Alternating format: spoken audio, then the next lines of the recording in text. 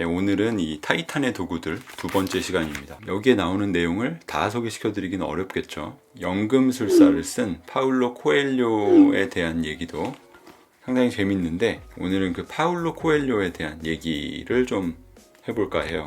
연금술사에서 최신작 스파이에 이르기까지 인류가 제시할 수 있는 거의 모든 매력을 지닌 그의 책들은 전 세계 70개 이상의 국가에서 번역되었다. 하지만 6,500만 부 이상이 팔린 연금술사가 처음에는 브라질의 한 작은 출판사에서 초판 900부만을 찍었다는 사실을 아는 사람은 거의 없다. 더군다나 출판사는 그의 증쇄 요청을 거부했다. 연금술사는 다음 소설인 브리다가 나오고 나서야 가까스로 2쇄를 찍을 수 있었고 곧 날개 돋친 듯 팔려나갔다. 그는 2년마다 새 작품을 발표하는 매우 일관성 있는 모습을 보여주는 작가이기도 하다. 파울로에게는 우리가 배울 점이 많다. 특히 그의 이런 말에서는 말이다. 세상에는 오직 4가지 이야기만이 존재한다. 2사람의 사랑 이야기, 3사람의 사랑 이야기, 권력투쟁, 그리고 여행이다. 서점에서 파는 책은 모두 이 4가지 주제를 다룬다. 최고의 작가도 악전고투를 벌인다. 세계 최고 수준에 있는 작가는 어떤 하루를 보낼까? 스위스 제네바에서 만난 파울로의 목소리를 가감없이 생생하게 전달해보자. 이 파울로 코엘료가 글을 쓰는 법이 이 내용에 나옵니다.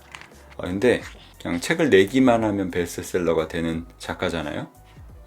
저도 이분의 책을 연금술사, 브리다, 오자이르, 군대에 있을 때 제가 있던 부대에는 이 파울로 코엘료 작가의 책들이 굉장히 많아가지고 8시 정도였나? 그때부터는 이 책을 읽거나 공부를 할 수 있는 공간이 있었습니다.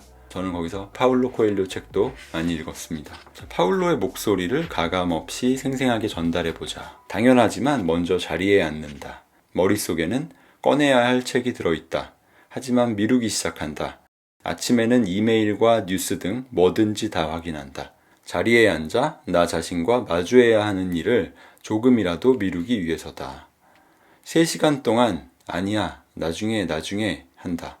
그러다가 어느 순간 내 자신에게 체면을 구기지 않기 위해 자리에 앉아서 30분 동안 글을 쓰자 생각하고 정말 그렇게 한다. 물론 이 30분이 결국은 10시간 연속이 된다. 내가 책을 빨리 쓰는 이유도 멈출 수 없어서다. 하지만 나는 미루는 것 또한 멈출 수가 없다. 내 내면에 깊숙이 뿌리 박힌 오래된 의식인지도 모르겠다. 서너 시간 동안 글을 쓰지 않는 데 대한 죄책감을 만끽해야 한다. 그래야만 글을 쓰기 시작할 수 있고 쉬지 않고 쓴다. 내게 성공적인 하루는 아침에는 괴로워하다가 저녁에는 즐겁게 글을 쓰는 것이다. 물론 손으로는 가장 재미있는 이야기를 쓰고 있지만 뼛속까지 고통스럽기도 하다. 일종의 무아지경 상태다. 10시간 동안 글을 쓴 다음 잠자리에 들려고 하면 여전히 몸속에서 아드레날린이 돌고 있다. 그래서 잠들 때까지도 몇 시간 걸린다. 침대 옆에 놓아둔 노트에 메모를 한다. 내가 메모를 하는 이유는 오로지 머릿속에 든 책을 기억하기 위함이다. 아침에 일어나면 메모는 아무 소용 없어진다. 나는 메모를 절대로 사용하지 않는다. 첫 번째 책 순례자 때부터 그랬다.